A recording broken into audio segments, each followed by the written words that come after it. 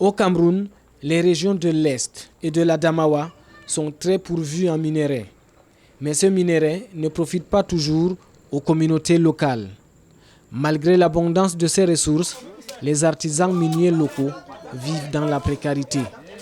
Dans l'optique de réduire la vulnérabilité alimentaire et financière des artisans miniers, l'ONG Forêt et Développement Rural, à travers le projet Mines, Environnement, Santé et Société, accompagne les exploitants artisanaux d'or à se structurer en coopérative afin de mieux gérer leurs ressources naturelles, les revenus et mener d'autres activités alternatives à la mine telles que la production du miel, la banane, plantain et le manioc.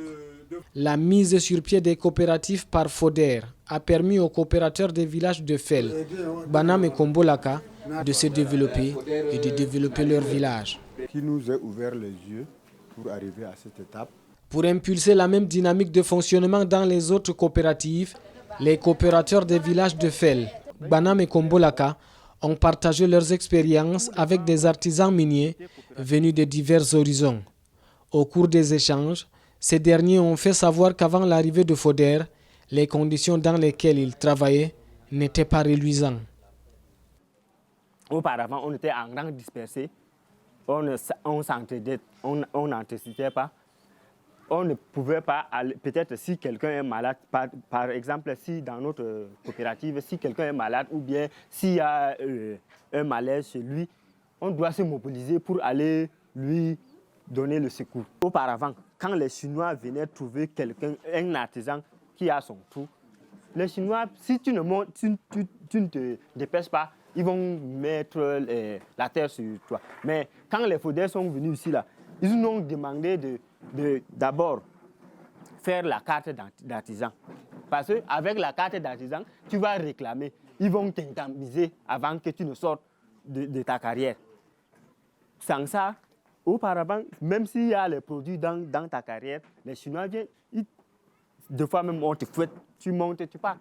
Mais si les FODER sont venus, ils nous ont assistés, ils nous ont dit, ils nous ont montré l'importance de la carte d'artisan. Aujourd'hui, tu as ta carrière, tu as ta carte d'artisan. Ce n'est pas n'importe qui viendra te toucher ou bien qui viendra te chasser comme auparavant. Chacun était en rang dispersé. Chacun faisait de son côté, travaillait de son côté. On n'avait pas une solidarité dans le groupe. Il n'y avait pas de groupe. Chacun allait de gauche à droite. Quand donc M. Dono est arrivé, il a dit non, ce n'était pas comme ça qu'on pouvait s'en sortir. Puisqu'on était un peu menacé par l'arrivée des Chinois. Donc les enfants aussi n'avaient pas où s'abriter à l'école, ils n'allaient pas, ils allaient dans les chantiers de mines, de l'or, ils travaillaient partout. Alors quand les Chinois sont partis, les enfants tombaient, il y avait souvent les enfants qui tombaient dans les trous laissés abandonnés par les Chinois. Alors quand le facilitateur est arrivé, on a donné là au monté aux gens comment il fallait faire créer une école. C'est comme ça qu'on a créé donc une école. Les enfants comprenaient déjà et puis nous, les membres de la coopérative, les parents, on comprenait qu'il fallait donc qu'on amène les enfants à l'école. Autre localité, même réalité. À Banam et Kombolaka, la vie n'était pas du tout rose.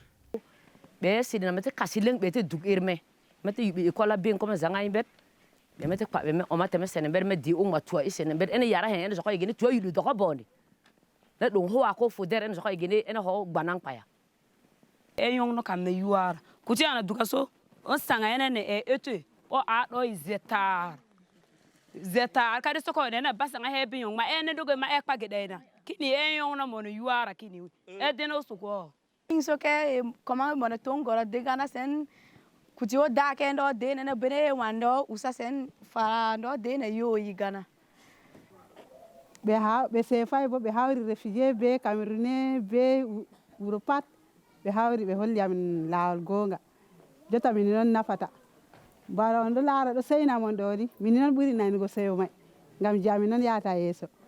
Grâce à l'accompagnement de l'ONG FODER, les communautés ont mis sur pied des activités alternatives à l'exploitation minière. Les coopérateurs ont appris de nouvelles techniques de production de manioc et de bananes plancton qui leur ont permis de s'autonomiser. Aujourd'hui, dans ces localités, Le plancton qui était auparavant une denrée rare est désormais consommé par les coopérateurs et l'excédent vendu sur le marché local. C'est le cas ici à Gbanam. Notre champ là, c'est nous les femmes, nous sommes au nombre de 35 femmes. On est ici pour travailler le champ, c'est 6 hectares.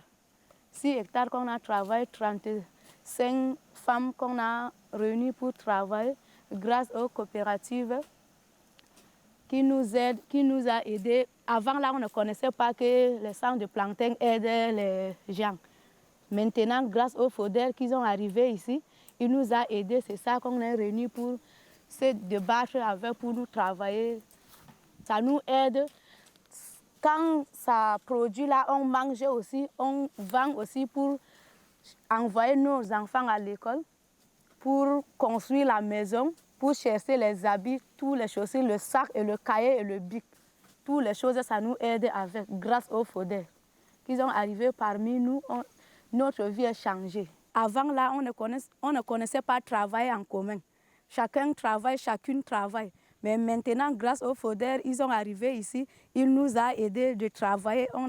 Toutes les femmes, ils sont réunies. Nous sommes réunis pour travailler ensemble. C'est grâce aux FODER, ils sont arrivés ici. Ils nous ont montré comment planter le plancton. Outre la culture de la banane plantain, l'ONG FODER a appuyé et encadré les femmes des zones minières dans la culture du manioc à grande échelle. L'apiculture moderne n'est pas en reste. Désormais, les artisans miniers mènent une vie décente grâce à la multiplication de leurs sources de revenus. Sur le plan scolaire, l'ONG a œuvré pour l'amélioration des conditions de scolarisation des enfants dans les sites miniers, notamment ici à Fell. Un bloc de 2 salles de classe, construit en matériaux définitifs, sort progressivement des terres. Le joyau améliore déjà les conditions précaires dans lesquelles travaillaient élèves et enseignants. On veut cette année construire 2 salles de classe ici, cette année. Mais progressivement, l'année prochaine, on doit voir encore à construire, puisque nous sommes l'école, maintenant ça s'arrête au cours élémentaire 2. L'année prochaine, on veut que ça atteigne un cycle complet. Voilà pourquoi on est en train de construire ça. Parce que les enfants, vous voyez vous-même, là où les enfants fréquentent actuellement, c'est sous les hangars.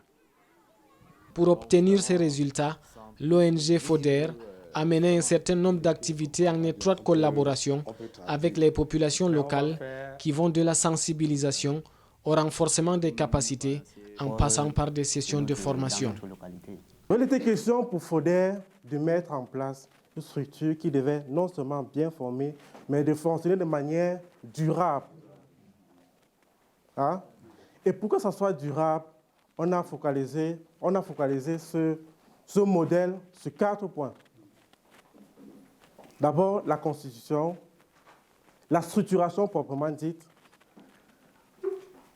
l'autonomisation et la professionnalisation.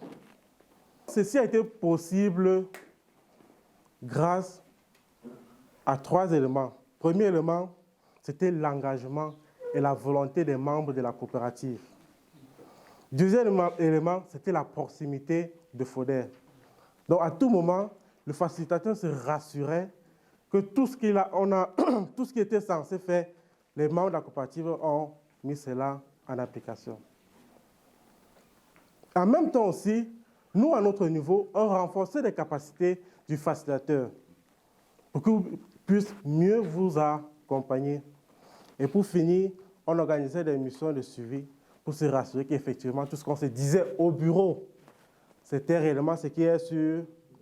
Pour assurer la pérennisation des acquis nés du projet, les responsables du projet ainsi que les bénéficiaires ont fait des évaluations et des orientations en vue de procéder à des ajustements sur les actions menées dans l'élaboration de nouvelles initiatives de développement pour que l'expérience puisse non seulement être pérenne, mais aussi mise au profit des communautés. Cette descente m'a beaucoup marqué durant les 5 jours que nous sommes venus passer.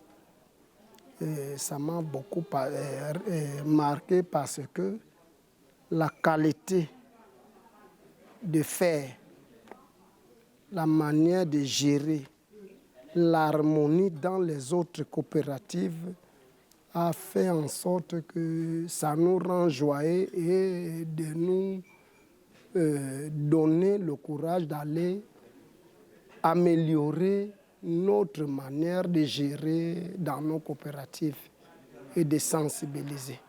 Nous prenons l'engagement comme ceci, ce n'était pas du miracle, c'était la volonté. Et ils ont engagé, ils ont mis en pratique ce que Foder leur disait, comme ça nous disait aussi. Et puis voilà, il y a la réussite. Pourquoi pas chez nous aussi? Je suis venue ici pour voir comment ils font leur coopérative. J'ai vu comment ils ont fait le champ de bananes plantains, le champ de manioc.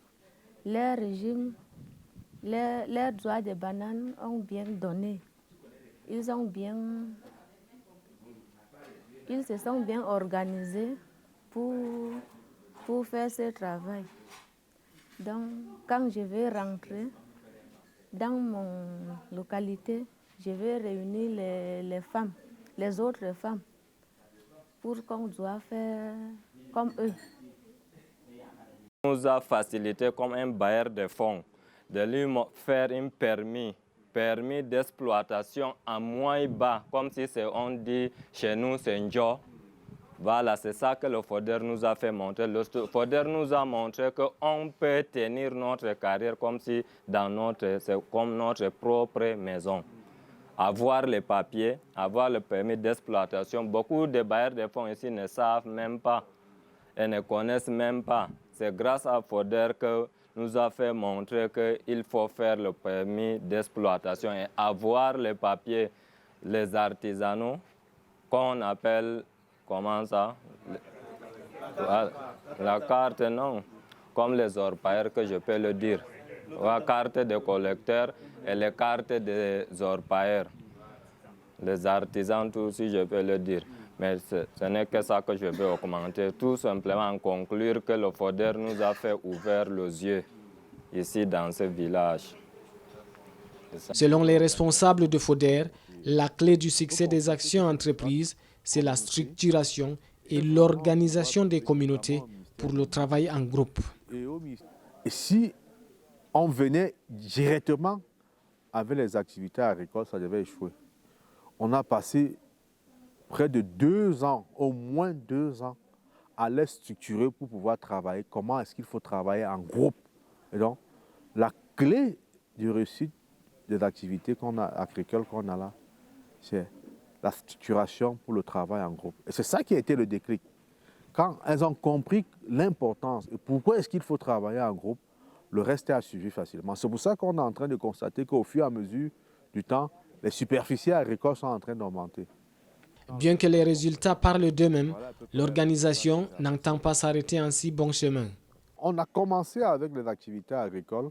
Ce qu'on va faire maintenant, ce serait de mettre en place, de tester le même modèle qu'on a testé avec l'agriculture dans la mine. Et donc ce qu'on va faire, on va faire quelques expériences avec 2 ou 3 coopératives bien structurées. Nous allons obtenir auprès du ministère des Mines des autorisations d'exploitation artisanale.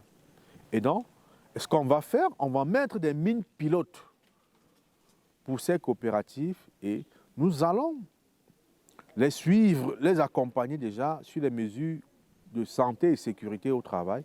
Nous allons suivre leur production de telle manière qu'elles ne vont pas vendre directement la production aux collecteurs. Et quand ils vont produire, nous allons les mettre en contact avec des acheteurs directs pour limiter les intermédiaires. Et donc, ça, c'est sur le plan purement de l'exploitation minière que nous allons faire, continuer avec eux. Nous allons aussi continuer dans la structuration parce qu'ils ne sont pas suffisamment matures. Et donc, la structuration va continuer. Et ensuite, on va davantage continuer avec les activités agricoles pour étendre les superficies. Pour qu'elles vont comparer entre l'activité minière qu'elles font et l'activité agricole. Qu'est-ce qui génère le plus de revenus pour elles?